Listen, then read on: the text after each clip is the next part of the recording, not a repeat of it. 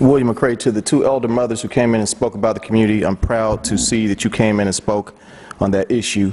I brought in pictures 3 or 4 years ago, probably longer, of that same situation, which hasn't been corrected because it's in a black neighborhood. If it was in Ibis or if it was in another neighborhood, it would have been fixed. There's a cemetery that needs a fence. I'm sure they'll get that for dead people before they'll get your fence for the children. It's a shame because it's in a black neighborhood. Keith James is not going to say anything about it. He's a black man. It's a disgrace he won't say anything about it. I hope Commissioner Nearing will speak up on behalf of us in that situation. Mayor, I know that Governor Scott can give pardons for people who've committed felonies in the state.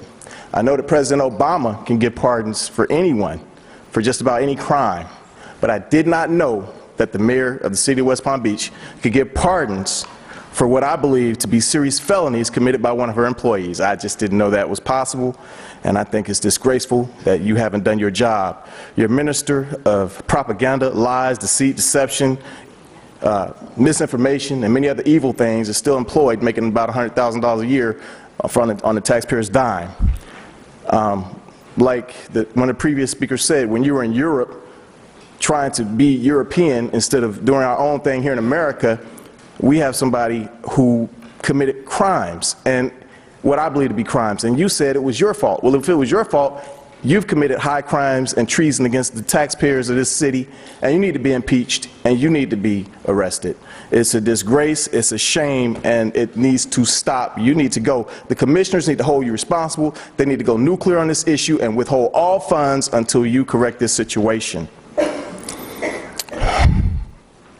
You've allowed black police officers to be fired virtually for nothing, and you let this guy commit pardonable felonies, and you haven't terminated his employment. I was one of the victims of that, along with other black officers who did virtually nothing, and they were terminated. But they were black, firefighters as well. They were black. You didn't stand up for them. You let them get kicked out. You let them get fired. And your employee does this kind of misconduct over and over again. The Palm Beach Post supported you. They supported you, and they had to say that you were lying to the public. And that's huge. That's huge. They had to backtrack on you. That's disgusting. This must not stand for the integrity of the city. Officer Angora won his arbitration, and you guys won't put him back to work. He needs to be put back to work. Officer Matthew Ladd won his trial. You won't put him back to work. When I won my trial, you wouldn't put me back to work. Whenever the city loses, you can't be wrong. You have to be right.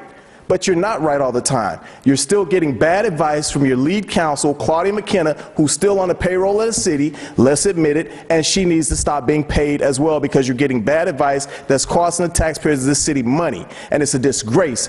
And the black people up here, you won't speak up for us, Mr. James? It's a disgusting thing. Thank you, Mr. McCray. You have a nice day. You too, Mayor. Mr.